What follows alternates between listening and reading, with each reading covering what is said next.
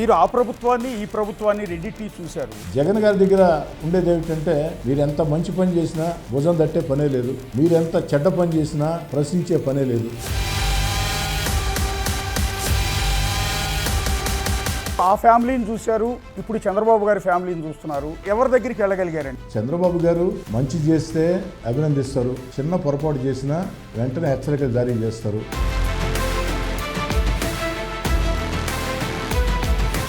151 సీట్లతో రికార్డు సృష్టించిన జగన్ కేవలం 11 సీట్లకు పరిమితం. ఎలక్షన్లు సంవత్సరం ముందు పెట్టుకుని తలకాయ ఉండేవాళ్ళు ఎవరైనా చంద్రబాబు గారిని అరెస్ట్ చేస్తారా?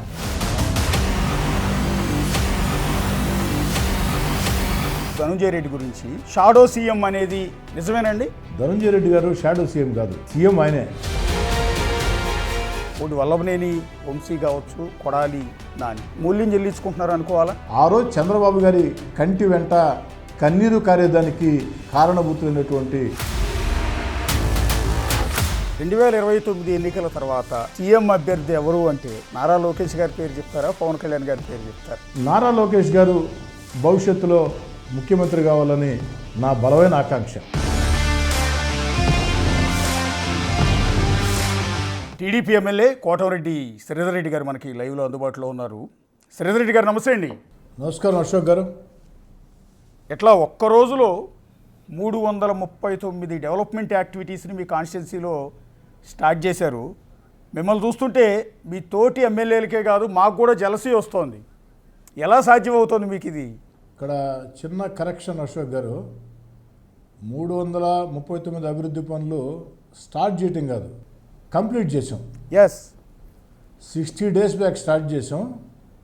ఆ 60 డేస్లో 41 కోట్ల రూపాయల వ్యయంతో నెల్లూరు రూరల్ నియోజకవర్గంలో 26 అర్బన్ డివిజన్లలో రోడ్లు, కాలువలు, మంచినీటి పైప్ లైన్లు, ప్రజల కనీస వస్తువులు పూర్తి చేసి చెప్పిన మాట కట్టుబడి 60 రోజుల్లో పూర్తి చేసి ప్రజలకు అంకితం ఇచ్చాం.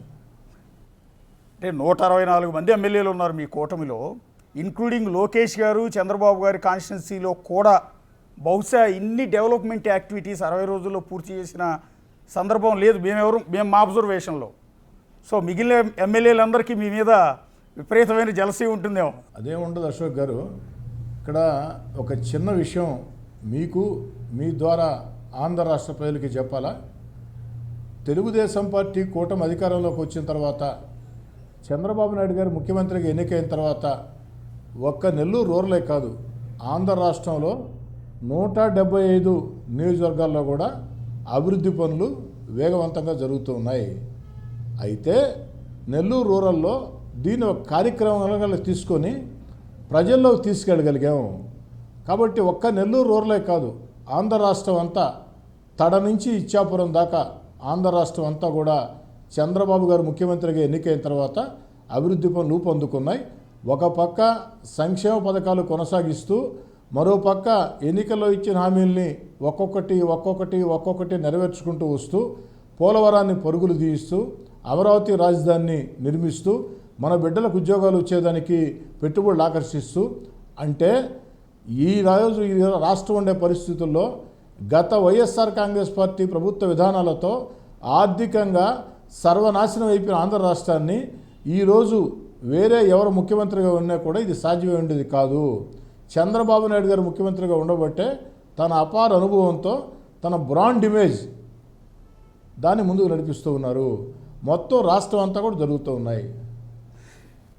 ఎస్, కోటమిరెడ్డి గారిని యాక్చువల్లీ ఆంధ్రప్రదేశ్ క్యాబినెట్లో మంత్రిగా మీ అనుచరులు, మీ మద్దతుదారులు, టీడీపీ కార్యకర్తలు అందరూ కూడా కోరుకున్నారు యాక్చువల్లీ మీరు ఉంటారు ఖచ్చితంగా క్యాబినెట్లో అని. ఎందుకని చూడలేకపోయాము మేమందరం? ఇక ఫ్యూచర్లో ఏమన్నా అవకాశం ఉందా? ఒకటి అశోక్ గారు, మంత్రి పదవులు ఉండేది తక్కువ, ఎమ్మెల్యేలు ఎక్కువ. 2, మంత్రి పదవి అనేది రకరకాల సమీకరణలు, ముఖ్యమంత్రి చంద్రబాబు నాయుడు గారికి ఆ యొక్క సమీకరణలో భాగంగా రకరకాల వ్యక్తుల్ని తీసుకోవాల్సి ఉంటుంది. అయితే మీరు అనొచ్చు, మీరు మంత్రి పదవి ఆశించలేదా అని. నేను 100% ఆశించా, దాంట్లో ఏ అనుమానం లేదు.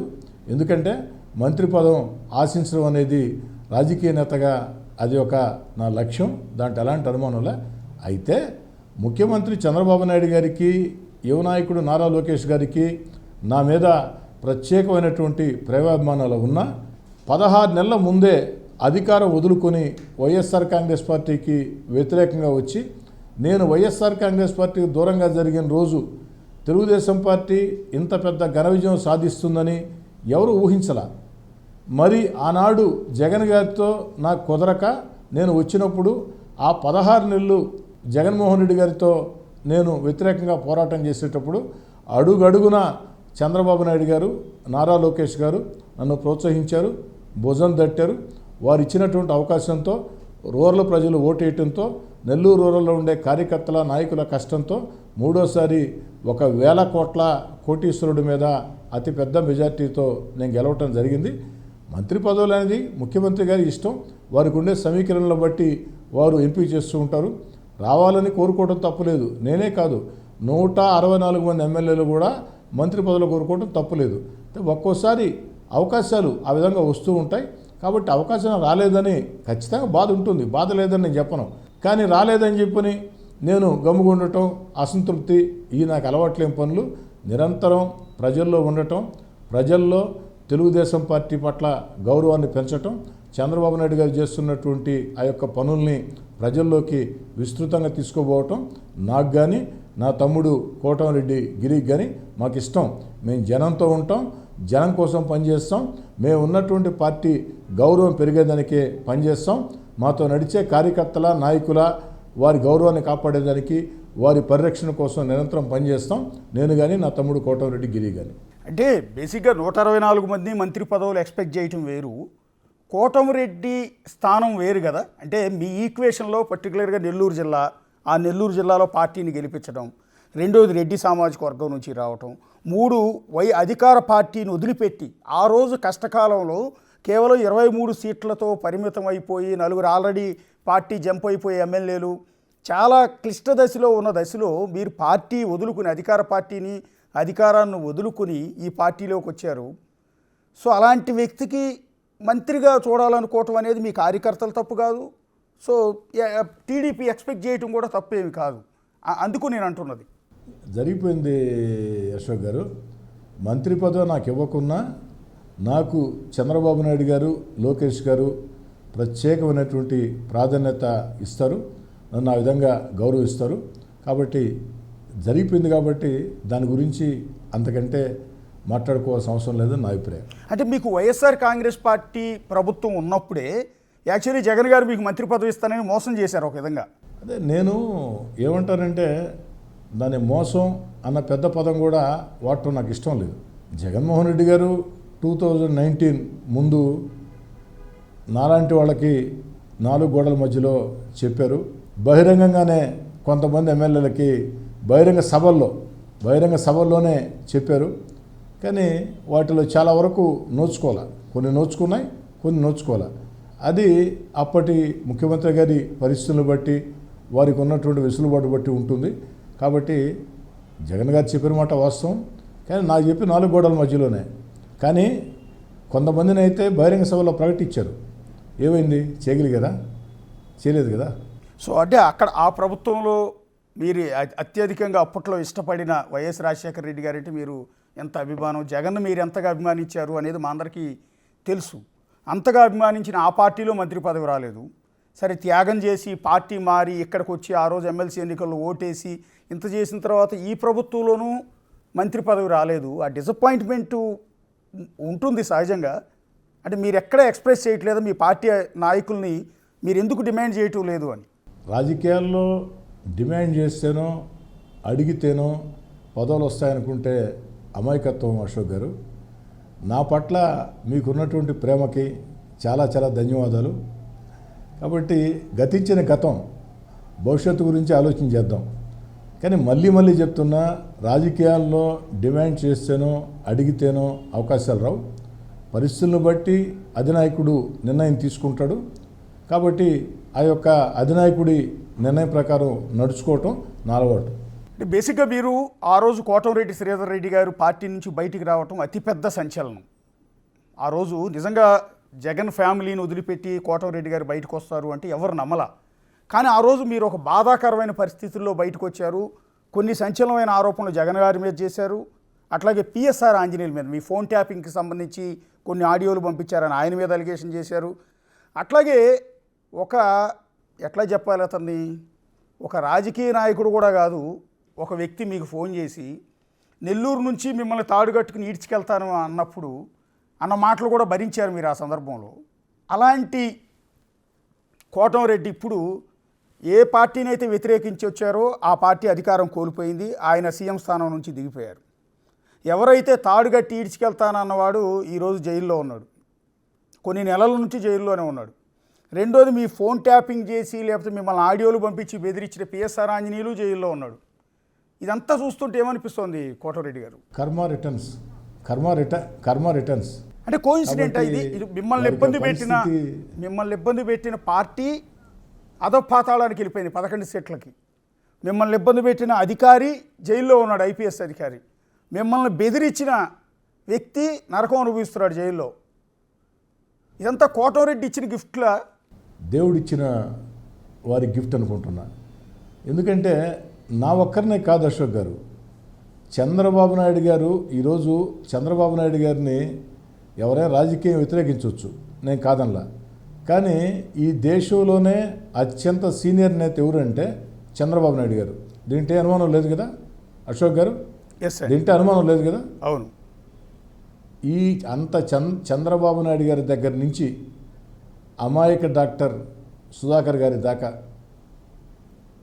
సోషల్ మీడియాలో గౌరవప్రద విమర్శలు చేసినా కూడా మహిళలను కూడా చూడకుండా వేధించిన తీరు, పవన్ కళ్యాణ్ గారిని నీచంగా మాట్లాడిన తీరు, లోకేష్ గారిని నీచంగా మాట్లాడిన తీరు, అన్నిటికీ మించి నేను ఎన్నికల సమయంలో పదే పదే చెప్పా, జగన్ గారి ప్రభుత్వం అంటే ఒక చేత్తో రూపాయి ఇచ్చి మరో చేత్తో 10 రూపాయలు లాక్కుంటూ ఉన్నారు. కాబట్టి జగన్ గారు ముఖ్యమంత్రిగా ఉన్నప్పుడు ఆంధ్ర రాష్ట్రంలో రాజకీయ నేతల, విలేకరుల, పరిశ్రమల అధిపతుల, కాంట్రాక్టర్ల వీళ్ళందరితో పాటు సాధారణ ప్రజలు కూడా చాలా ఇబ్బందులు పడ్డారు. అందుకే ఆ యొక్క సాధారణ ప్రజలందరూ కూడా ఒక ఉప్పెనలాగా, ఒక కసిలాగా వచ్చి చరిత్ర ఎరుగిన విధంగా 57% ఓట్లు 164 స్థానాలతో తెలుగుదేశం పార్టీ కూటమి చంద్రబాబు గారి నేతృత్వంలో అధికారంలోకి వచ్చింది. మీరు ఆ పార్టీలో ఉన్నప్పుడు, అంటే మీరు పార్టీ నుంచి బయటకు వచ్చేటప్పుడు ఇది ఎక్స్పెక్ట్ చేశారా? భవిష్యత్తులో ఇది జరగబోతోంది, పార్టీ ఇట్లా కొలాప్స్ కాబోతోంది, ప్రజలంతా కూడా టీడీపీ వైపు ఉన్నారు అనేది మీరు ఎక్స్పెక్ట్ చేసిందేనా ఇదంతా? అంటే ప్రభుత్వానికి వ్యతిరేకత ఉందని తెలుసు, కానీ ఎంత పెద్ద వ్యతిరేకత ఉంది అని తెలియదు. ఒక్కటిక్కడ రమేష్ గారు అందరం గుర్తుంచుకోవాలా, ఇది ఖచ్చితంగా ప్రత్యేకంగా మనం మాట్లాడుకోవాలా.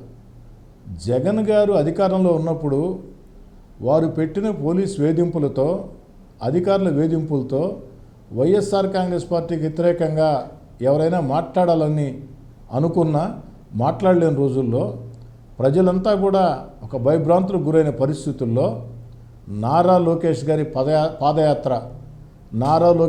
పాదయాత్ర ఈ రాష్ట్రాన్ని కదిలించింది.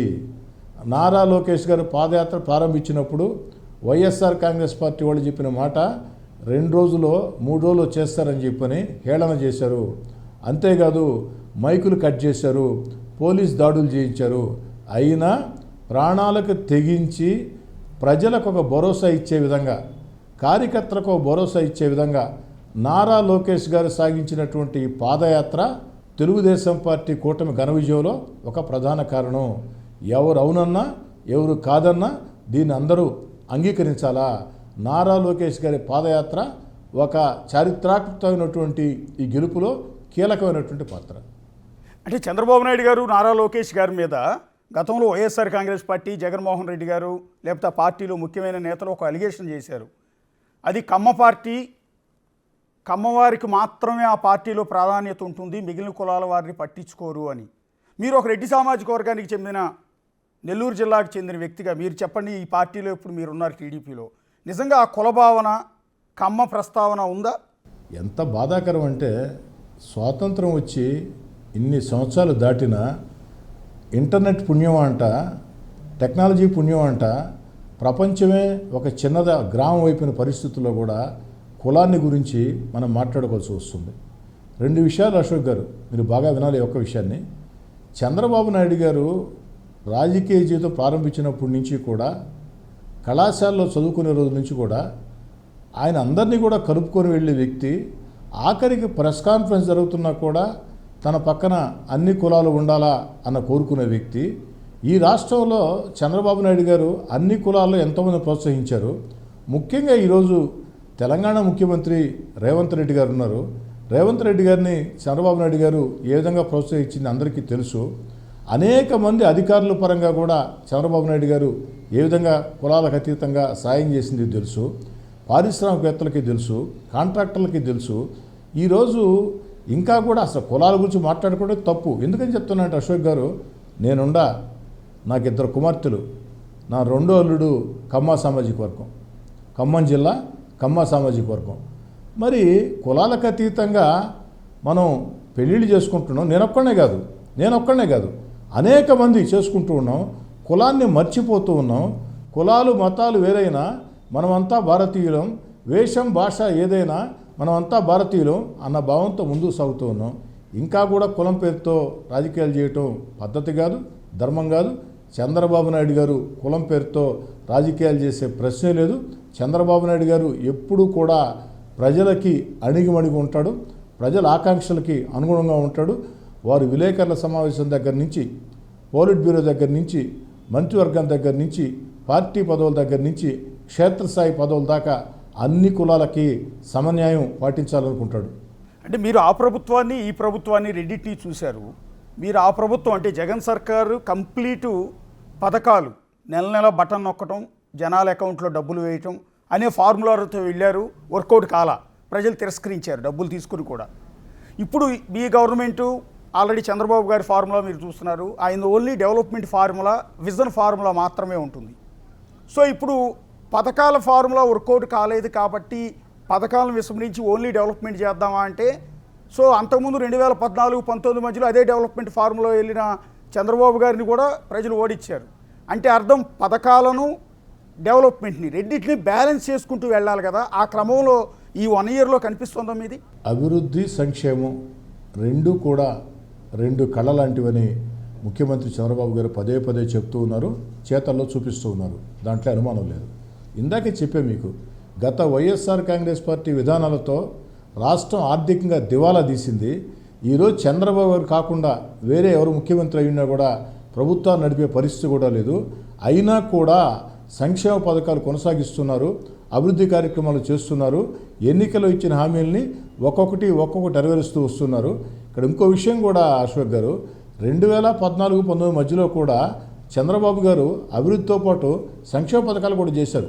ప్రజలు తిరస్కరించవచ్చు, నేను కాదంటం లేదు. కానీ ఆ రోజు పెన్షన్ని మామూలుగా వృద్ధులకి, వితంతువులకి పెన్షన్ 200 రూపాయలు ఉండింది. 200 రూపాయలని తన 5 ఏళ్ల పదవి కాలంలో చంద్రబాబు గారు 2000 రూపాయలు చేశారు. ఈ విషయాన్ని మనం మర్చిపోతున్నాం. అదొక్కటే కాదు, అనేక పథకాలు అలా కూడా తీసుకొని వచ్చారు. ఈరోజు కూడా తీసుకువస్తూ ఉన్నారు. కాస్త ఎన్నికల్లో ఇచ్చిన హామీల విషయంలో చెప్పాను కదా, రాష్ట్రం ఆర్థికంగా దివాలా తీస్తుంది. అయినా కూడా ఈ రాష్ట్రాన్ని గాడి పెట్టేదానికి అన్ని ప్రయత్నాలు చేస్తున్నారు. అభివృద్ధి, సంక్షేమం, అమరావతి, పోలవరం, పారిశ్రామిక పెట్టుబడులు. అయితే ఇందాక మీరు అడిగారు, ఆ ప్రభుత్వం చూశారు, ఈ ప్రభుత్వం చూశారు, చంద్రబాబు గారికి జగన్ గారికి తేడా చెప్పని ఒక్క మాటలో చెప్పని ఖచ్చితంగా చెప్తాను అశోక్ గారు. జగన్ గారి దగ్గర ఉండేది ఏమిటంటే, మీరు ఎంత మంచి పని చేసినా భుజం తట్టే పనే లేదు, మీరెంత చెడ్డ పని చేసినా ప్రశ్నించే పనే లేదు, మంచిని పొగిడే పని లేదు, చెడ్డని విమర్శించే పని లేదు పార్టీ నాయకులు, కార్యకర్తలు, ఎమ్మెల్యేలతో. చంద్రబాబు గారు మంచి చేస్తే ప్రోత్సహిస్తారు, చెడ్డ చేస్తే వెంటనే ప్రశ్నిస్తారు. ఎప్పటికప్పుడు ఎన్నికలు ఉన్నాయా లేవా అని ముఖ్యం కాకుండా అలర్ట్ చేస్తూ ఉంటారు. జాగ్రత్త, మీ నియోజకవర్గాల్లో ఈ పొరపాట్లు జరుగుతున్నాయి, సరి చేసుకోమని. అది బాబు గారికి జగన్ గారికి ఉండే తేడా. అంటే యాక్చువల్లీ కోటమిరెడ్డి శ్రీధర్ రెడ్డి గారు రాజశేఖర రెడ్డి గారి ఫ్యామిలీకి అత్యంత సన్నిహితులు మీరు. సో ఆ ఫ్యామిలీని చూశారు, ఇప్పుడు చంద్రబాబు గారి ఫ్యామిలీని చూస్తున్నారు. అప్పుడు రాజశేఖర రెడ్డి గారు జగన్ గారి పాలన చూశారు, ఇప్పుడు చంద్రబాబు గారి పాలన చూస్తూ ఉన్నారు. సో మీరు మనసుకి దగ్గరగా ఎవరి దగ్గరికి వెళ్ళగలిగారండి? ఇందాక మీరు అంటూ ఉన్నారు కనీసం అప్పుడు అప్రిషియేషన్ ఉండేది కాదు, తప్పు చేస్తే ప్రశ్నించేవాళ్ళు కూడా లేరు అని. ఇందాక మీకు చెప్పాను అశోక్ గారు, చంద్రబాబు గారు మంచి చేస్తే అభినందిస్తారు, చిన్న పొరపాటు చేసినా వెంటనే హెచ్చరికలు జారీ చేస్తారు. అంటే మా మంచి కోసమే, ఎమ్మెల్యేల మంచి కోసమే. ఎందుకంటే మేము మంచిగా ఉంటే మళ్ళీ మాకు అవకాశాలు వస్తాయి, మళ్ళీ ఎమ్మెల్యేలు అవుతాం, ఇక్కడ ప్రజలకు దగ్గరగా ఉండాలని. ఇకపోతే మీరు రాజశేఖర రెడ్డి గారు దగ్గర అన్నారు, నిజమే. రాజశేఖర రెడ్డి గారే కాదు, రాజశేఖర రెడ్డి గారి తండ్రి వైఎస్ రాజారెడ్డి గారికి కూడా దగ్గరే, 3 తరాల బంధం, దాంట్లో అనుమానం లేదు. జగన్ గారి ప్రభుత్వానికి చంద్రబాబు గారి ప్రభుత్వానికి చాలా చాలా తేడా ఉంది. చంద్రబాబు గారు ఒక అద్భుతమైనటువంటి ఒక మంచి ఆలోచనలతో, దూరదృష్టితో ఆలోచనలు చేస్తూ, ఇందాక నేను చెప్పినట్టు రాష్ట్రం గత వైఎస్ఆర్ కాంగ్రెస్ పార్టీ విధానాలతో, జగన్ రెడ్డి గారి విధానాలతో సర్వనాశనమైన సంక్షోభంలోకి వెళ్ళిపోయినా దాన్ని పెడుతూ ఉన్నారు. మనం అందరం కూడా ఈ వయసులో చంద్రబాబు గారు చేస్తున్న కష్టానికి అండగా నిలవాలా, వారు ఆయుర ఆరోగ్యాలతో బాగుండాలని చెప్పని, వారికి అన్ని రకాల మేళ్లు జరగాలని చెప్పని, రాష్ట్రం కోసం వాళ్ళు చేస్తున్నటువంటి ప్రయత్నాలను విజయవంతం కావాలని ప్రజలందరూ కూడా మద్దతుగా ఉండాలా. అమరావతి ఈ భారతదేశంలో రాజధాని లేని రాష్ట్రం ఆంధ్రప్రదేశ్లో, భారతదేశంలో ఒకటే, ఆంధ్రప్రదేశ్ ఒకటే. అలా అక్కడ అమరావతి రాజధాని వస్తుంది. పోలవరం వేగంగా పరుగులు తీయబోతుంది. పారిశ్రామిక పెట్టుబడులు ఎంత పెద్ద ఎత్తున వస్తున్నాయో మీకు తెలిసిన ప్రత్యేకంగా చెప్పాల్సిన అవసరం లేదు. మరోపక్క అభివృద్ధి పరుగులు తీస్తూ ఉన్నారు, మరోపక్క సంక్షేమం కొనసాగిస్తూ ఉన్నారు. అంటే ప్రజలకు కావాల్సినటువంటి అన్ని రకాల విషయంలో ఇంత దూరదృష్టితో ఆలోచన చేస్తున్న చంద్రబాబు నాయుడు గారికి అండగా నిలుద్దాం. పార్టీలకు అతీతంగా, కులాలకు అతీతంగా, మతాలకు అతీతంగా, ప్రాంతాలకు అతీతంగా ఈ రాష్ట్రం బాగు కోసం ఎన్నికల ముందే నేను ఒక మాట చెప్పా, అమ్మ ముఖ్యమంత్రి గారు ఎవరు కావాలా అన్నది ఈ ఎన్నికల లక్ష్యం కాదు. ఆంధ్ర రాష్ట్రం గెలవాలంటే, ఆంధ్ర రాష్ట్ర ప్రజలు గెలవాలంటే, ఆంధ్ర రాష్ట్ర భవిష్యత్తు బాగుండాలంటే అపార అనుభవజ్ఞుడు చంద్రబాబు గారు కావాలా అని ఓటేయండమ్మా అని అడిగాం. అదే రీతితో ఓటేశారు. అంటే జగన్ ఓటమి అండి, 151 సీట్లతో రికార్డు సృష్టించిన జగన్ కేవలం 11 సీట్లకు పరిమితం కావటానికి మూల కారణం, ఇందాక మీరు నారా లోకేష్ గారి పాదయాత్ర, ఓకే జగన్ తప్పులన్నీ ఎత్తి చూపుతూ నారా లోకేష్ చేశారు ఒకటి, చంద్రబాబు గారి అరెస్టు, టీడీపీ ఆఫీస్ మీద దాడులు, అట్లాగే కొడాలి నాని, వల్లభనేని వంశీ బూతులు, ఇవన్నీ యాడ్ అయినాయా, ఇంకా అడిషనల్గా ఏమైనా ఉన్నాయండి? ఒక్కటి కాదండి, ఈ మధ్య బొత్స గారు చెప్పారు కదా 100 కారణాలు అన్నట్టు, ఇవన్నీ కూడా కారణాలే. ఏమండి, ఎలక్షన్లు సంవత్సరం ముందు పెట్టుకొని తలకాయ ఉండేవాళ్ళు ఎవరైనా చంద్రబాబు గారిని అరెస్ట్ చేస్తారా? ఆ వయసులో ఆయన ఇబ్బంది పెడతారా? జైల్లో వేడి నీళ్ళు లేకుండా చేస్తారా? ఇంటర్వ్యూ లేకుండా చేస్తారా? ఏంటండి దుర్మార్గం, నాకు అర్థం కాలేదు. ఎవరైనా చేస్తారా ఎలక్షన్ సంవత్సరం పెట్టుకొని? అది కూడా ఎప్పుడో పాత కేసు అంట. 4 ఏళ్ళు అధికారి ఎలగబెట్టాడు జగన్ రెడ్డి గారు, 4 ఏళ్ళు గుర్తు రాలేదు. 4 ఏళ్ల తర్వాత దేనికి గుర్తుకొచ్చింది?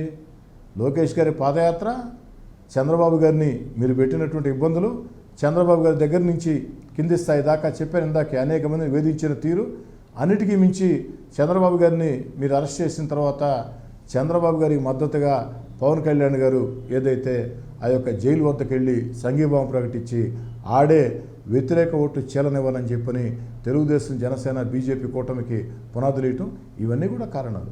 నేనేమంటానంటే ఇవన్నీ ఆఖరి దశలో కారణాలు. కానీ తెలుగుదేశం పార్టీ ఒక నిస్తేజంగా ఉన్న రోజుల్లో, అంటే నిస్తేజం అంటే జగన్ గారి అరాచక విధానాలతో నిస్తేజంగా ఉన్న రోజుల్లో, ఏదైతే ప్రజలు భయభ్రాంతులయ్యే రోజుల్లో, కార్యకర్తలు ఇళ్లలో నుంచి బయటకు వచ్చే పరిస్థితి రోజుల్లో నారా లోకేష్ గారి పాదయాత్ర ప్రజలకు ఒక భరోసా ఇచ్చింది, భవిష్యత్తు మీద ఒక నమ్మకాన్ని ఇచ్చింది.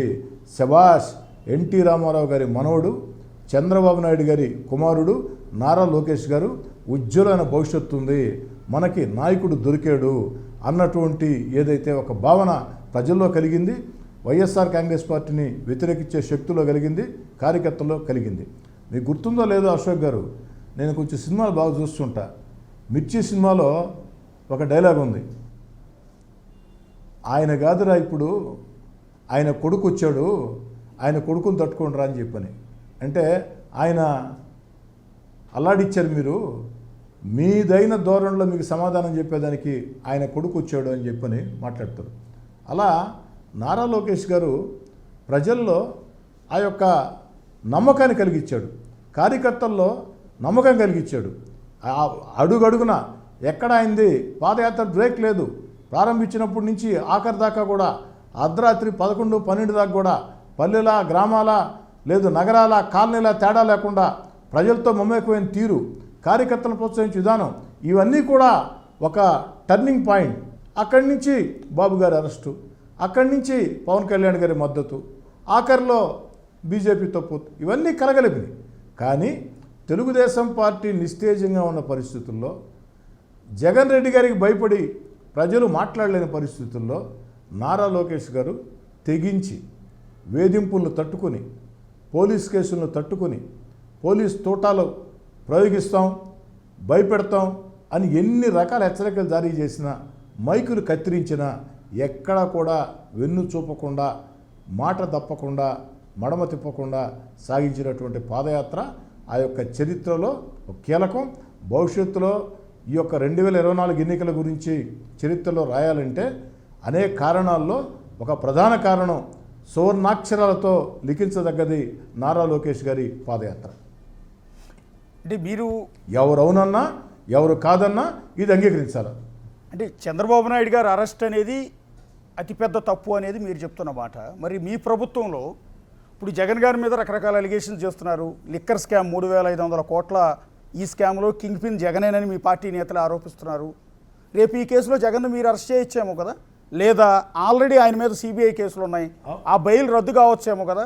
ఏదైనా జరగవచ్చు అశోక్ గారు. నేనేమంటానంటే ఒకటి అర్థం చేసుకోండి. మీరు 2019లో వైఎస్ఆర్ కాంగ్రెస్ పార్టీ అధికారంలోకి వచ్చింది. మరి 14, 19లో చంద్రబాబు గారు ముఖ్యమంత్రిగా తప్పులు చేసి ఉంటే 2019లో అధికారంలోకి వచ్చిన వెంటనే జగన్ గారు చర్యలు తీసుకు ఉండేవాళ్ళ కాదా మీరు ఆలోచించండి. మరి 4 సంవత్సరాలు ఏం చేస్తున్నారు అంటే దాంట్లో తప్పు లేదు కాబట్టి మీరేం మాట్లాడాల. ఆఖరిలో తెలుగుదేశం పార్టీ ప్రభంజనం చూసి జగన్ గారికి వ్యతిరేకంగా ఒక విధమైనటువంటి ఒక వాతావరణం ప్రజల్లో వచ్చేస్తుందని భయపడి నారా లోకేష్ గారి పాదయాత్రకి విపరీతంగా ఆ యొక్క జనాదరణ, పవన్ కళ్యాణ్ గారి సభలకి జనం పోటెత్తిన తీరు, ఇవన్నీ గమనించి భయపెట్టాలా, భయపెట్టి ఎన్నిక చేయాలా, చంద్రబాబు నాయుడు గారిని అరెస్ట్ చేసి జైల్లో పెట్టాం, ఆఫ్టర్ ఆల్ మీరెంత అని ఎమ్మెల్యేలని, ఎంపీలని భయపెట్టాలి, అభ్యర్థుల్ని, కార్యకర్తలు అనుకున్నారు. అది వికటించింది. ప్రజల్లో తిరుగుబాటు వస్తే అలాంటి వేధింపులు ఎవరు లెక్క చేయరు. మరి మేము అధికారంలోకి వచ్చిన వెంటనే ఈ జగన్ గారి ప్రభుత్వంలో జరిగిన అక్రమాల మీద విచారణ ప్రారంభించాం. సంవత్సరం కాల ఇప్పటికే. అయినా దాంట్లో ఒక్కొక్కరు అరెస్ట్ అవుతూ వస్తున్నారు. అంటే మీకు జగన్కి గుండెకాయ లాంటి షాడో సీఎంగా పిలిచిన ధనుంజయ రెడ్డి లాంటి వ్యక్తిని నిన్న లిక్కర్ స్కామ్లో అరెస్ట్ చేశారు. ఇక నెక్స్ట్ కింగ్ పిన్ జగనేనని ప్రచారం జరుగుతుంది. నేనేమంటున్నానంటే లిక్కర్ లాంటి కేసుల్లో జగన్ని మీరు అరెస్ట్ చేసినా, లేదా పాత అక్రమాస్తుల కేసులో సిబిఐ కేసులో బెయిల్ రద్దయ్యో లేకపోతే జడ్జిమెంట్ వచ్చో అది అక్కడ అరెస్ట్ అయ్యి మళ్ళీ జైలుకి వెళ్ళినా, ఏదైనా కూడా మళ్ళీ ఎంటైర్ జగన్కి సింపతి వెళ్తుందేమో కదా, మళ్ళీ మీకు వచ్చే ఎన్నికల్లో మీకు ఇబ్బంది కలగదా అంటున్నా. ఈ దేశంలో అత్యంత నిజాయితీ పరుల్లో అరవింద్ కేజ్రీవాల్ గారు ఒకరని చాలామంది అభిప్రాయం. అరవింద్ కేజ్రీవాల్ గారి మీద మద్యం కుంభకోణం కంటే ముందు ఏ ఆరోపణలు కూడా లేవు. మరి అరవింద్ కేజ్రీవాల్ గారిని జైల్లో పెట్టారు. మరి జైల్లో నుంచి వచ్చిన తర్వాతే ఎన్నికలు జరిగాయి. ఏమైనా ఎన్నికల్లో ఆమ్ ఆద్మీ పార్టీ అడ్రస్ లేకుండా పోలేదా? ఆఖరికి అరవింద్ కేజ్రీవాల్ గారు ఓడిపోలేదా? మరి జైల్లో పెడితే సానుభూతి వస్తుంది అనుకుంటే 2014 కంటే ముందు జగన్ గారు జైల్లో ఉన్నారు. 2014లో అధికారంలోకి రాలేదే. 2014, 19 మధ్యలో జగన్ గారిని బాబు గారు జైల్లో పెట్టలేదే. అంటే ఒక్కొక్క పరిస్థితిని బట్టి ఒక్క అంశం ఉంటుంది. కాబట్టి ఈ కేసుల్లో జగన్ గారికి సంబంధం ఉందని విచారణ అధికారులు తేలిస్తే ఆ దిశగా చర్యలు తీసుకుంటారు. కానీ ఈ కేసుల్లో అరెస్ట్ అయితే వైఎస్ఆర్ కాంగ్రెస్ పార్టీకి సానుభూతి వస్తుంది అన్నది కరెక్ట్ కాదు. అందు ఉదాహరణ ఢిల్లీ ఆమ్ ఆద్మీ అరవింద్ కేజ్రీవాల్ గారి గురించి మీకు నేను చెప్పడం జరిగింది. ఒక ఇద్దరు గురించి ఇక్కడ మనం మాట్లాడుకోవాలి. కోటమిరెడ్డి శ్రీధర్ రెడ్డి గారు, మీరు కూడా మీకు కూడా క్లోజ్ అయి ఉంటారు వాళ్ళు అప్పుడు ఆ పార్టీలో ఉన్నప్పుడు. ఒకటి వల్లభనేని వంశీ కావచ్చు, కొడాలి నాని రెడ్ బుక్లో ఆయన పేరు ఉందనగానే గుండె నొప్పి వచ్చింది, ఆయన బైపాస్ సర్జరీ చేయించుకుని బెడ్ మీద ఉన్నారు. రెండోది వల్లభనేని వంశీ, మీకు తెలిసిందే నారా భువనేశ్వర్ గారిని ఉద్దేశించి ఆయన చేసిన అత్యంత దారుణమైన కించపరిచే ఆ భాష, దానికి మూల్యం చెల్లించుకుంటున్నారు అనుకోవచ్చు. వాళ్ళ జైల్లో ఆయన మీరు చూశారు, హెల్త్ కూడా పూర్తిగా పాడైపోయి 20 కేజీలు బరువు తగ్గిపోయి నరకం అనుభవిస్తున్న పరిస్థితి చూస్తున్నాం. సో అంటే భువనేశ్వర్ గారిని అన్నందుకు మూల్యం చెల్లించుకుంటున్నారు అనుకోవాలా?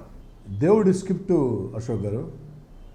ఎందుకంటే అధికారం చేతిలో ఉందని ఉచ్చ నీచాలు మరిచి సభ్య సమాజంలో సాధారణ ప్రజలు కూడా మాట్లాడలేని మాటల్ని నిండు శాసనసభ సాక్షిగా సత్యమేవ జయితే అన్న సూక్తిని కించపరిచే రీతిలో శాసనసభ ప్రమాణాలని దిగజార్చే రీతిలో ఆ రోజు చంద్రబాబు గారి కంటి వెంట కన్నీరు కారేదానికి, వారు బాధపడేదానికి కారణభూతులైనటువంటి వల్లభనేని వంశీ గారి విషయంలో, లేదా అంతకంటే దారుణంగా వ్యాఖ్యలు చేసిన కొడాలి నాని గారి విషయంలో నాకు ఎలాంటి సానుభూతి లేదు, ఉండదు.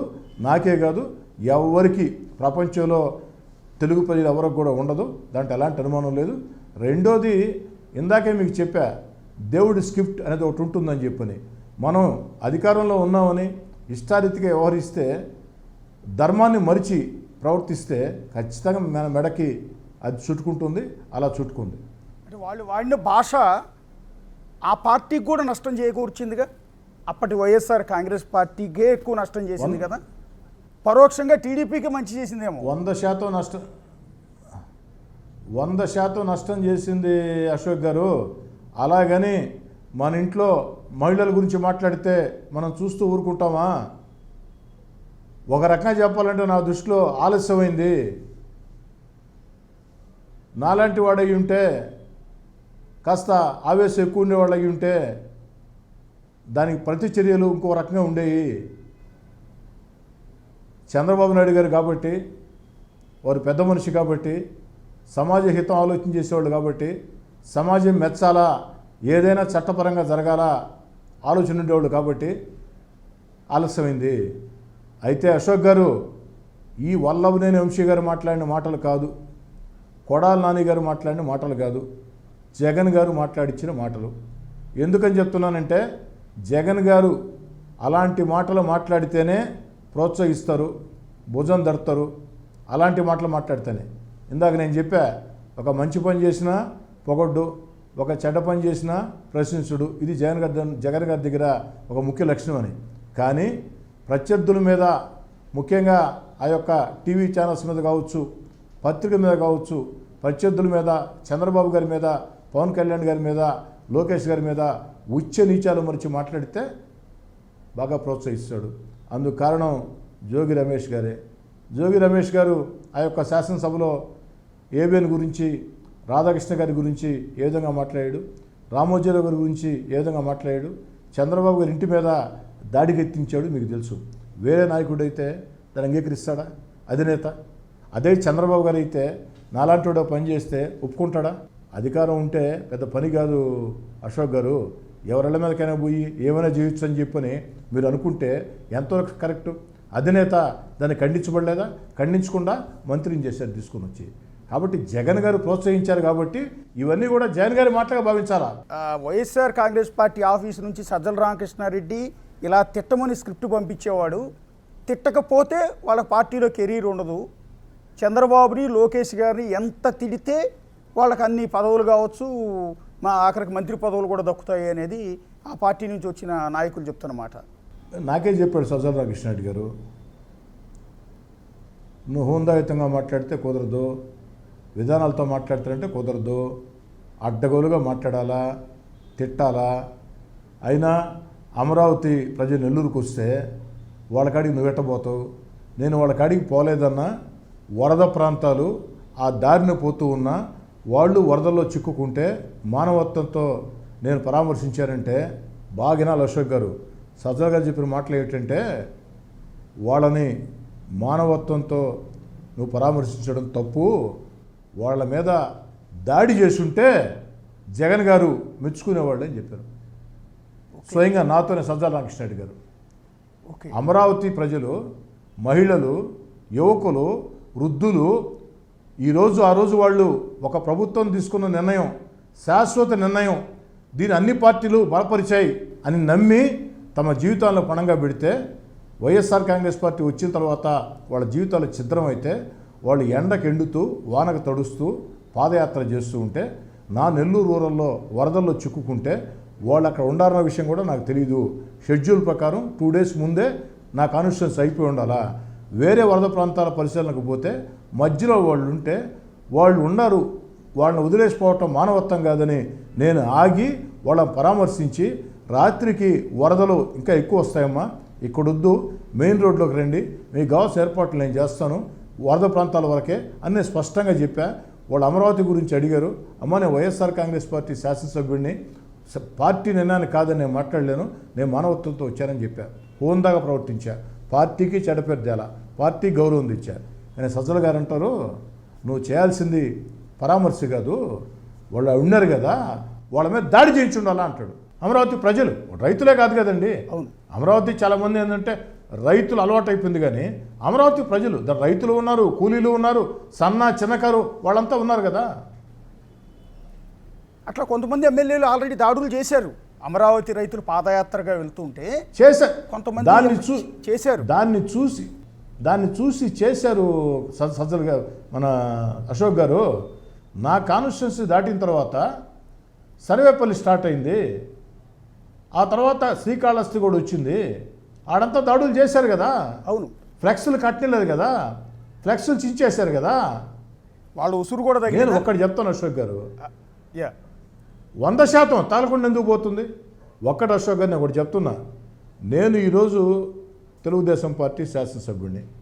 నేను అత్యంత కష్టాల్లో వైఎస్ఆర్ కాంగ్రెస్ పార్టీ దూరంగా జరిగిన తర్వాత ఆ 16 నెలలు నేను తెగించి పోరాడొచ్చు, నేను కాదన్ను. కానీ చంద్రబాబు గారు, లోకేష్ గారు నన్ను ప్రోత్సహించారు. నాకు 3వసారి ఎన్నికల్లో అభ్యర్థిగా అవకాశం ఇచ్చారు, అన్ని రకాల అండగా నా నిలబడ్డారు, నన్ను ప్రోత్సహించారు. నేను తెలుగుదేశం పార్టీ శాసనసభ్యుడిని. ఈరోజు కూడా జగన్ గారి గురించో వైఎస్ఆర్ కాంగ్రెస్ పార్టీ గురించో మాట్లాడాల్సిన పరిస్థితుల్లో నేను మాట్లాడతా, కానీ హోందాయుతమైన భాషతో మాట్లాడతా, పద్ధతైన భాషతో మాట్లాడతా, ప్రజల్ని ఒప్పించే భాషతో మాట్లాడతా, ప్రజల్ని మెప్పించే భాషతో మాట్లాడతా. అలా కాకుండా బూతులంటే నా వల్ల కాదు. యా ఈ పార్టీలో మిమ్మల్ని అట్లా మాట్లాడమని కూడా చెప్పరు కదా, మాట్లాడినా ఊరుకోరు కదా. నా నోట్లో నుంచి మాట రాకముందే మీరు చెప్పారు, వాళ్ళు మాట్లాడిచ్చే దేవుడెరుగు. ఎవరైనా మాట్లాడితే వెంటనే ఫోన్ కాల్ వస్తుంది స్టేట్ టీడీపీ ఆఫీస్ నుంచి, మీరు మాట్లాడింది కరెక్ట్ కాదని. అంటే ఆ పార్టీలో మాదిరిగా ఇక్కడ జగన్ గారినో ఇంకొకరినో ఇష్టం వచ్చినట్టు బూతులు తిట్టాలి అని ఈ పార్టీలో సజ్జల రామకృష్ణారెడ్డి లాంటి వాళ్ళు ఎవరు లేరా? అలాంటి ఎంకరేజ్మెంట్ ఏం లేదా? నాకు తెలిసి అయితే ఎవరు లేరు. అంటే నాయకుడిని అధినేతను బట్టే తయారవుతారు. యథా రాజా తదా ప్రజా అశోక్ గారు. అధినేతను బట్టే ఉంటుందంతా. ఇక్కడ అధినేత చంద్రబాబు గారు కొన్ని సిద్ధాంతాలకి, కొన్ని పద్ధతులకి, ఎందుకని చెప్తానంటే అశోక్ గారు, నేను మాట్లాడొచ్చో లేదో నాకు తెలీదు, కానీ నా క్లియర్ అబ్జర్వేషన్ ఏంటంటే చంద్రబాబు గారికి ప్రజలంటే విపరీతమైనటువంటి భయం. ఎవరేమనుకుంటారేనే అన్న ఆలోచన. అందుకే చిన్న పొరపాటు కూడా ఆస్కారం ఇవ్వడు. ఒక చిన్న వార్త పత్రికల్లో వచ్చినా, వ్యతిరేక పత్రికల్లో వచ్చినా దాంట్లో నిజం ఉందా లేదా వెంటనే వెరిఫై చేయమని చెప్తారు. ఏది వైఎస్ఆర్ కాంగ్రెస్ పార్టీ పత్రికల్లో వార్తలు వచ్చినా, టీవీలో వార్తలు వచ్చినా వెరిఫై చేయమని చెప్తాడు. కానీ జగన్ గారి దగ్గర అలవాటే లేదు, ఎవడేమైనా రాసుకొని డోంట్ కేర్. సో అప్పుడు చంద్రబాబు గారిని, భువనేశ్వర్ గారిని ఉద్దేశించి బూతులు తిట్టిన వాళ్ళని మంత్రి పదవులు ఇచ్చారు, ఇంటి మీద అటాక్ చేసిన వాళ్ళకి పదవులు ఇచ్చారు, పార్టీ ఆఫీస్ మంగళగిరిలో ఉన్న పార్టీ ఆఫీస్ని ధ్వంసం చేసిన వాళ్ళకి పదవులు ఇచ్చారు, టికెట్లు ఇచ్చారు. సో ఇందులో వల్లభనేని వంశీ ఆల్రెడీ జైల్లో ఉన్నారు, నెక్స్ట్ కొడాలి నాని అండ్ అంబటి రాంబాబు, మీరు చెప్పిన జోగి రమేష్, వీళ్ళు కూడా త్వరలో జైలుకి వెళ్ళే అవకాశం ఉంటుందా? అన్నిటికీ మించి ఇప్పుడు అసలుకి మూల విరాట్టులు 2 ఉన్నారు. ది గ్రేట్ ధనంజయ రెడ్డి గారు, ది గ్రేట్ కృష్ణమోహన్ రెడ్డి గారు యా ఎమ్మెల్యేలని గడ్డి పోచలతో సమానంగా చూస్తూ ఆ రోజుల్లో పార్టీ కార్యకర్తలు నాయకుల్ని గడ్డి పోచలుగా చూస్తూ వైఎస్ఆర్ కాంగ్రెస్ పార్టీ కష్టాల్లో ఉన్నప్పుడు కష్టం చేసిన సోషల్ మీడియా కార్యకర్తల్ని హీనాతిహీనంగా చూస్తూ ఏ రోజు జెండా పట్టని వీళ్ళు చెలాయించినటువంటి అపరిమిత అధికారాన్ని అడ్డం పెట్టి దోచుకున్నటువంటి తీరు. కాబట్టి దేవుడి స్క్రిప్టు చాలా బాగుంటుంది అశోక్ గారు. అందుకే ఇద్దరు కూడా జైల్లో సర్దిరుతున్నారు. ఇంకా వెళ్ళాల్సిన వాళ్ళు చాలామంది ఉన్నారు. కానీ చెప్పాను కదా, చంద్రబాబు గారు దగ్గర ఏదైనా సరే ధర్మంగా జరగాల, చట్టపరంగా జరగాల. సందర్భం వచ్చింది, మీరే ప్రస్తావించారు ధనంజయ రెడ్డి గురించి. షాడో సీఎం అనేది నిజమేనండి? ఎంటైర్ అధికారులు ఇవాళ పేపర్లో చదివాను, చీఫ్ సెక్రటరీ వచ్చి ఈయన కలవటానికి, ఈయన కార్యదర్శి పోస్టులో ఉన్న ఈయన దగ్గరికి చీఫ్ సెక్రటరీ వచ్చి బయట వెయిట్ చేయాల్సి వచ్చేదంట. అవును, ఆయన పని మీద వచ్చాడు, ఆయన అవసరం కోసం వచ్చాడు, కూర్చోమనిలే అనేవాడంట. డీజీపీ స్థాయి వాళ్ళని మార్చాలి అంటే ధనంజయ రెడ్డి అంట, ఎమ్మెల్యే టికెట్ కావాలంటే ధనంజయ రెడ్డి. ఒక విధంగా షాడో సీఎం అంటే జగన్ ధనంజయ రెడ్డి చెప్పాడు అంటే మీలాంటి వాళ్ళని కూడా వెళ్ళి ధనంజయ రెడ్డిని కలవండి అన్న అని చెప్పేవాళ్ళు అంట కదా. ఒక్క నిమిషం అశోక్ గారు, ధనంజయ రెడ్డి గారు షాడో సీఎం కాదు, సీఎం ఆయనే. ఓకే, ధనంజయ రెడ్డే సీఎం. ఓకే, ఒక మాట మీకు అశోక్ గారు, నేను ఒకరోజు ఒక విషయం మీద వారిని కలవాలని వారం రోజుల పాటు ఫోన్లు చేశా, మెసేజ్లు పెట్టా, రెస్పాన్స్ రాలా. వాళ్ళ పిఏ నీలకంఠేశ్వరరెడ్డికి ఫోన్ చేశా, వారు ఫోన్ ఎత్తుకోలా, మెసేజ్లు పెట్టా, రెస్పాన్స్ రాలా. ఇంకెందుకని నేనే వెళ్ళా. ఎమ్మెల్యేని కాబట్టి సీఎం ఇంట్లో నన్ను బానిస్తారు, ఇక్కడ సీఎంగా రూలో బానిరు కానీ ఇంట్లో బానిస్తారు అంటే ఆఫీస్లో, క్యాంప్ ఆఫీస్లోకి. ధనంజయ రెడ్డి గారి ఛాంబర్ ముందు ఉదయం 10 గంటలకు వెళ్ళాను నేను, రాత్రి 8 గంటలకు పిలిచాను లోపల నన్ను. బా నేను పోయింది ఏ పని తెలుసు అశోక్ గారు? నెల్లూరు రూరల్ సంబంధించి అభివృద్ధి పనుల విషయంలో సీఎం గారు సంతకాలు పెట్టి జియో రిలీజ్ చేసినా కూడా ఫైనాన్షియల్ క్లియరెన్స్ లేదని, పనులు జరగని పరిస్థితుల్లో అన్న ఫైనాన్స్ క్లియరెన్స్ లేకుండా ఈ జియో, ఇది ప్రజలను మోసం చేసే జియో, దయచేసి దీన్ని సరిచేసి ఫైనాన్షియల్ క్లియరెన్స్ ఇవ్వండి. మీరు జియో ఇచ్చారని నేను గర్వంగా ప్రజలకు మాట చెప్పాను, పని జరిగిపోతుందని.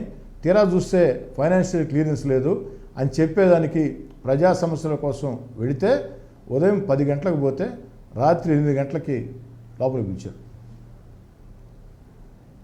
మీరు అప్పటికి 2 సార్లు ఎమ్మెల్యే. మీరు అనొచ్చు మధ్యాహ్నం భోజనం అడ్డు చేశారని. అవునండి, ఒక ఎమ్మెల్యే కాదు, ఎమ్మెల్యే పక్కన పెట్టండి అశోక్ గారు. ఎవడండి ధనంజయ రెడ్డి?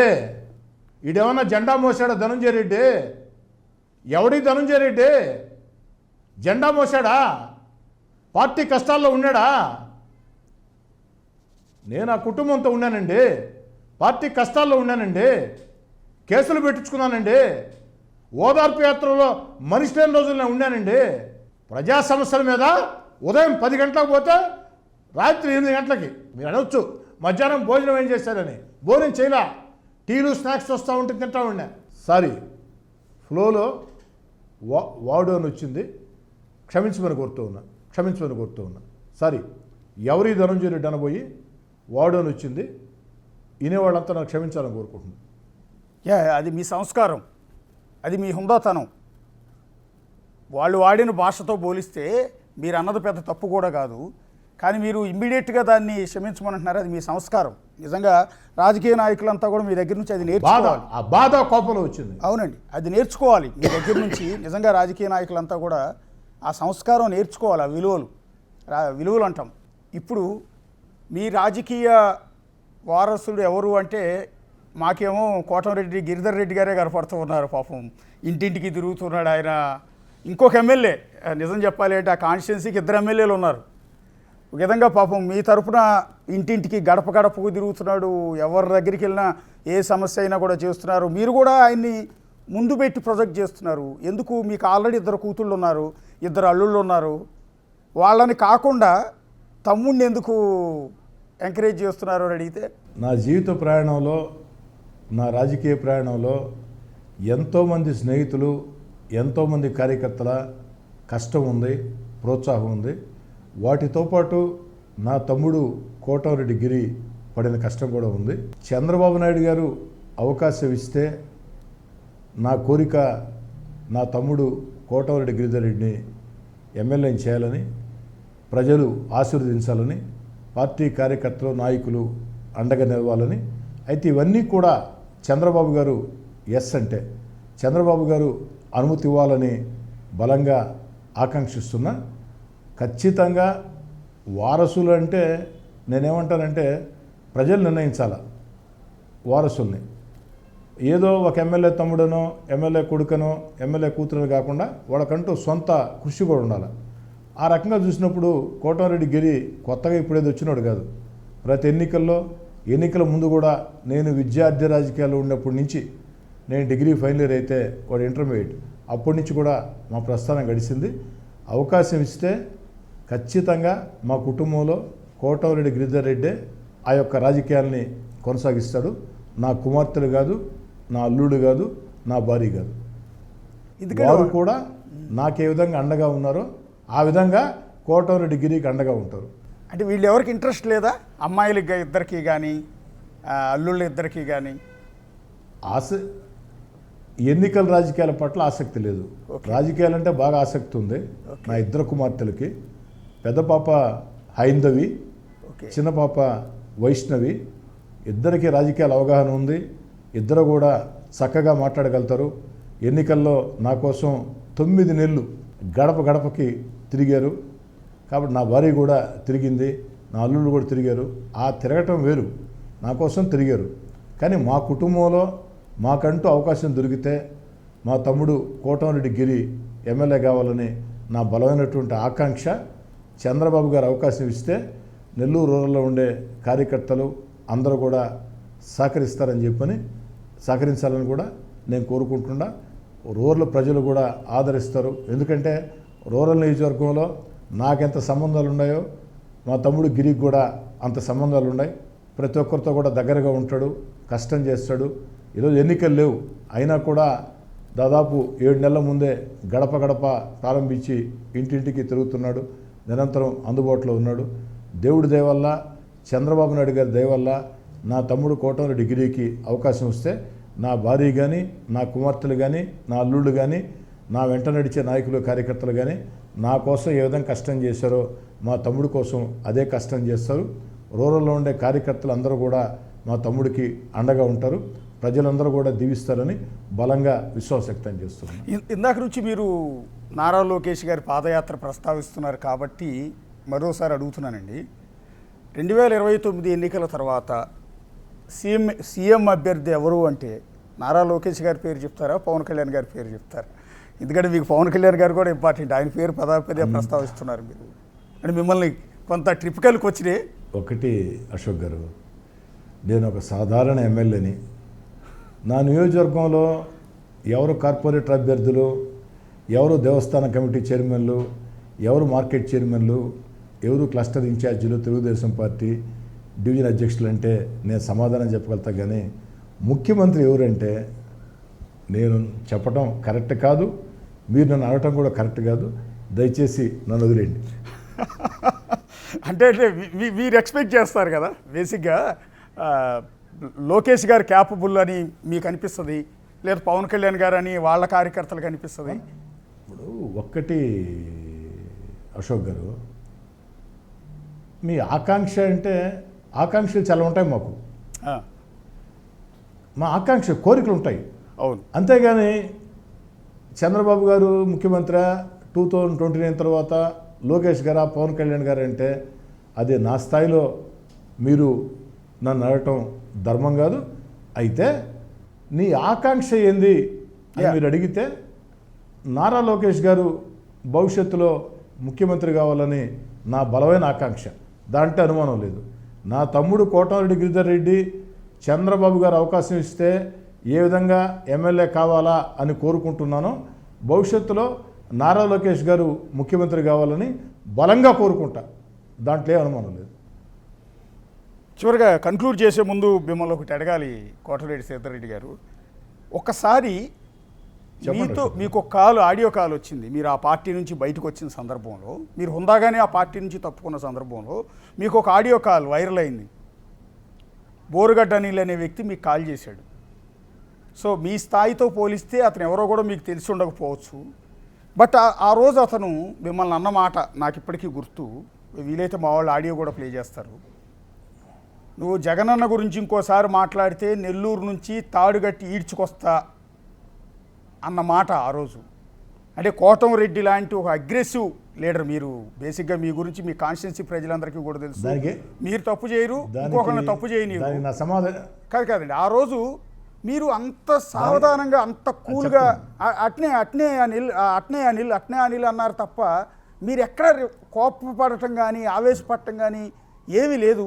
ఏమి అనిపించలేదో మీకు ఆ రోజు మీలాంటి వ్యక్తిని పట్టుకుని రోడ్డు మీద ఈడ్చుకొస్తాను నెల్లూరు నుంచి అంటే? కోటంరెడ్డి ఎమ్మెల్యే అన్నా? అవునండి, మాట్లాడుతున్నానండి. అన్నా అనిల్ బోరుగడ్డ. చెప్పు అనిల్. ఏమన్నా అడి చేసినావు? ఏమైందండి? కాదన్నా, నువ్వు రాజశేఖర రెడ్డి గారు పనిచేసిన, వాళ్ళ నాయన గారు పనిచేసిన, జగన్ గారు పనిచేసిన, ఎటన్నా ఇది ఎటన్నా నువ్వు చెప్పు. నేరుగా మాట్లాడుతున్నావు. నేరుగానే మాట్లాడదాం అన్నా. నువ్వు తిన్నింటి వాస ఫోన్లో ఎందుకు నేరుగా మాట్లాడు. నేరుగా నువ్వు రమ్మంటావు, నన్ను వస్తావా? నన్ను రమ్మంటావా? నేరుగా మాట్లాడుతున్నావా? నేను చెప్తాను, ఫోన్ చేస్తాను నీకు. కాదన్నా, కరెక్ట్ గా కాదన్నా. ఇప్పుడు కాదు, ఒక మాట ప్రశ్నకు సమాధానం చెప్పు. ఒక్క ప్రశ్నకు సమాధానం చెప్పన్నా. జగన్మోహన్ రెడ్డి చరిష్మా లేకుండా నువ్వు గెలిచేవాడువా? ఎవరు కాదన్నా, నేనే డైరెక్ట్ గా విలేకరుల సమావేశంలో చెప్పా. ఏమని? రెండు సార్లు జగన్ గారు నాకు టికెట్ ఇచ్చారని చెప్పని. అన్నా ఇప్పటికీ మించిపోయింది లేదన్నా. పెద్ద ఆయన సీఎం కాడికి వచ్చి క్షమాపణ కోరు. అట్టలే కాదన్నా, లేదంటే ప్రజాగ్రహానికి నువ్వు గురవుతావు. సీరియస్ గా చెప్తున్నా నీకు. అట్టే నీళ్ళు ఓకే అమ్మా, థ్యాంక్ యూ. నువ్వు నన్ను తిట్టాల్సిన అవసరం. తిట్టాల్సిన పని లేదన్నా. నువ్వు తిట్టే కాదు, పెద్ద ఆయన జోలికి వచ్చినావు అంటే రోడ్ల మీద ఈడ్చుకుంటూ వస్తామని చెప్తున్నా. సీఎం జోలికి వచ్చినావు అంటే మాత్రం రోడ్లో బండి కట్టుకుని ఈడ్చుకుని పోతాను నెల్లూరు అంగళ్ళలో చెప్తున్నా. నువ్వు మీడియా ముందుకు వచ్చినప్పుడు సీఎం జగన్ గురించి మాట్లాడేటప్పుడు నీ నోరు నీ గుండెకాయ భద్రంగా ఉండాలా. ఒకటి అశోక్ గారు, వారు నాకు పరిచయం కూడా లేదు. వారి పేరు నేను విన్నా. ఇట్నే ఈ యొక్క సోషల్ మీడియాలో ఆడియోలు వీడియోలు పెడతా ఉంటాడు. నేను పలానా అని చెప్పాడు. చెప్పు అనిల్ అన్న చెప్పాడు. ఆయన మాట్లాడినట్టు నేను బూతులు మాట్లాడలేదు, కానీ వారికి 2 విషయాలు చెప్పా. అట్నే తీసుకో ఇళ్ళు కట్టేసి తీసుకో ఇళ్ళు చూద్దాం రా తీసుకో ఇళ్ళు అనే మాట్లాడా. రెండోది ఇంకొకసారి మాట్లాడు తీసుకోబోతా అన్నాడు. యాక్చువల్గా మాట్లాడదలుచుకోవాలా, నువ్వు అడిగావు కాబట్టి రేపు ఉదయం మాట్లాడతా అని కూడా చెప్పా.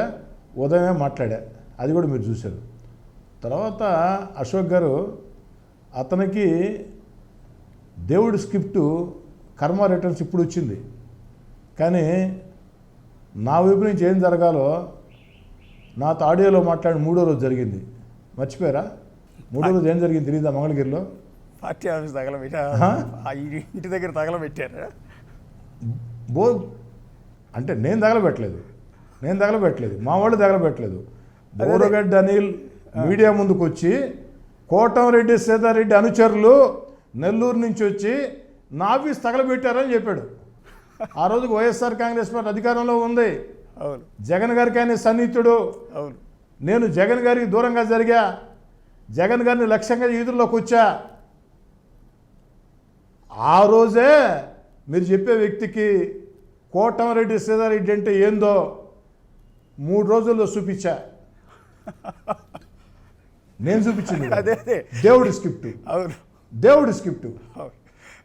మీరు ఆడియోలో అసలు మీరు ఎంత అగ్రెసివ్ పర్సన్ అనేది మాకు తెలుసు. ఎందుకంటే మీరు ఎవరిని మాట అనరు అంటే ఊరుకోరు. అలాంటి మీరు ఆ వ్యక్తి మిమ్మల్ని బెదిరిస్తూ ఉంటే అట్నే అనిల్ అట్నే తీసుకెళ్ళు కానీ అన్న మాట నాకు ఇప్పటికీ మారుమవుతుంది. ఆ మాట ఏంటి అసలు మీ నోటేపటి నుంచి ఆ మాట? ఇప్పుడు నేనున్నాను సార్, నాకు ఒక వ్యక్తి కాల్ చేశాడు, నన్ను బెదిరించాడు. నేను జర్నలిస్ట్నా ఇదేనా పక్కన పెట్టు, ముందు తిడతాను నరుకుతాను కొడక అంట. అలాంటిది మీరు ఎలా దాన్ని ఎట్లా రిసీవ్ చేసుకోగలిగారు అని? ఒక్కటే అశోక్ గారు, వారు రికార్డ్ చేస్తున్నారని తెలుసు, ఎందుకంటే గతంలో చాలామంది చేస్తున్నాడు కాబట్టి. ఓకే, ఈయనే ప్రజలు ఒరే ఈడెవడో రిఫరాఫరు, ఈడు బూతులు మాట్లాడాడు, సంస్కారవంతులుగా ఉండి ఎమ్మెల్యే ఎందుకు మాట్లాడాడు అని ప్రజలు నన్ను తప్పుపట్టకూడదని సమాధానం ఘాటుగా చెప్పా. అయితే బూతులు మాట్లాడలా, యా గౌరవప్రదంగా సమాధానం చెప్పా. 3 రోజుల తర్వాత దేవుడి స్క్రిప్ట్ గుంటూరులో ఏం జరిగిందో మీరు చూశారు. దానికంటే ముందు ఇంకొక విచిత్రం అశోక్ గారు, యా ఆ రోజు నాకు మధ్యాహ్నం ఫోన్ చేసింది అతను. నాకు ఫోన్ చేసి పెట్టిన గంట నుంచే అతనికి సజ్జల రామకృష్ణారెడ్డి గారికి చాలా కాల్స్ పోయినాయి. ఓకే సజ్జల గారికి అయితే వీడియో కాల్స్ కూడా పోయినాయి. ఓకే తర్వాత ఏంటంటే అమరీష్ అని నా శిష్యుడు, ఓకే నెల్లూరు సిటీ కాన్స్టిట్యున్సీలో ఉంటాడు, కబాడిపాడెంలో. ఓకే నన్ను మీరు చెప్పిన వ్యక్తి ఆ యొక్క కబాడిపాడెంలో ఆర్సీఎం చర్చికి ఆ యొక్క ఎంట్రన్స్లో ఆ గేట్ కట్టేస్తానన్నాడు. మా అమరీష్ ఏం చేశాడంటే, ఒరే నాది కబాడిపాడెం, నేను కబాడిపాడెంలో పుట్టా, కబాడిపాడెంలో పెరిగా, నువ్వు చెప్పిన గేట్ ఇదేరా, ఈ గేట్ కాడి నుంచే మాట్లాడుతున్నాను రా తెలుసుకుందాం. ఆయన మాట్లాడిందని 10 ఎక్కువ మాట్లాడాడు. కానీ దాన్ని కూడా నేను సమర్థించాల. అమరీష్ పిలిచి చెప్పా, వద్దు అమరీష్, ఈ కరెక్ట్ కాదు, ఆయన ఎవరో మాట్లాడాడని చెప్పని మనం ఎందుకు తిరిగి మాట్లాడటం అవసరం లేదు. ఖచ్చితంగా దేవుడి స్క్రిప్ట్ ఒకటి ఉంటుంది, కర్మ రిటర్న్స్ ఉంటుంది, అన్నీ పర్ఫెక్ట్గా జరిగిపోతాయి, మీరేం టెన్షన్ పడొద్దని చెప్పి. థ్యాంక్ యూ కోటమిరెడ్డి శ్రీధర్ రెడ్డి గారు. చాలా బిజీగా ఉన్నారు Thank you, మీరు sir. కాన్స్టిట్యున్సీలో. Thank you. 339 Thank you. Development యాక్టివిటీస్ని 6 నెలల్లో కంప్లీట్ చేయటం అనేది అషమాషి వ్యవహారం కాదు. ఇందాక నేను స్టార్టింగ్ ఓ మాట అన్నాను, చంద్రబాబు గారు లోకేష్ గారి కాన్స్టిట్యున్సీలో కూడా ఇన్ని డెవలప్మెంట్ యాక్టివిటీస్ జరగలేదు. ఇప్పుడు డెవలప్మెంట్ ఉన్నప్పుడు అభివృద్ధి అని చెప్పాలి, పాజిటివ్ న్యూస్ కూడా ఇవ్వాలి. ఎంతసేపు మీడియా అంటే నెగిటివ్ న్యూస్ ఇవ్వాలనేది మా ఉద్దేశం కాదు. రెండోది ఏంటంటే, ఇవాళ రేపు ఎమ్మెల్యేగా గెలవటం, హైదరాబాద్ వచ్చి ఇక్కడ ఉంటారు అందరూ చాలామంది, కానీ కాన్స్టిట్యున్సీలోనే ఉండి ప్రజలకు అందుబాటులో ఉండి ఒకళ్ళకిద్దరు ఉండి సేవ చేయటం, అది కూడా ఈవెన్ ప్రతి గల్లీలో ఉన్న డ్రైనేజీ దగ్గర నుంచి మొదలుపెట్టి, ట్యాపుల దగ్గర నుంచి మొదలుపెట్టి, ఇంటింటికి వెళ్ళి అడిగి మీకు ఏ సమస్య ఉందని సాల్వ్ చేయటం అనేది నిజంగా గ్రేట్. బిగ్ టీవీ స్టూడియో వేదికగా కోటమిరెడ్డి శ్రీధర్ రెడ్డి గారికి మేము హ్యాట్స్ ఆఫ్ చెప్తూ ఉన్నాం. మీరు ఒక భావి రాజకీయ నాయకులకు, ఎమ్మెల్యేలకు మీరు ఒక ఆదర్శంగా నిలవాలి. అంతే క్రమంలో మీ అనుచరులు, మీ మద్దతుదారులు, మీ అభిమానులు, మీ కార్యకర్తలు కోరుకున్నట్టు మీరు త్వరలో ఆంధ్రప్రదేశ్ క్యాబినెట్లో మంత్రిగా కూడా అవ్వాలి. ఖచ్చితంగా సచివాలయంలో మంత్రి పేషీలో మీరు కూర్చుని బయట బోర్డు కోటమిరెడ్డి శ్రీధర్ రెడ్డి పలానా శాఖ మార్చులు అనే బోర్డు కూడా చూడాలని మేమైతే ఆశిస్తూ ఉన్నాం. యా థ్యాంక్ యూ అండి, థ్యాంక్ యూ. మీ అభిమానానికి ధన్యవాదాలు. మీ నమ్మకాన్ని కాపాడుకునే ప్రయత్నం చేస్తాను అశోక్ గారు. యా, ఇది కోటమిరెడ్డి శ్రీధర్ రెడ్డి గారితో బిగ్ ఇంటర్వ్యూ. చూస్తూనే ఉండండి big TV. For more videos like this, subscribe Big TV channel.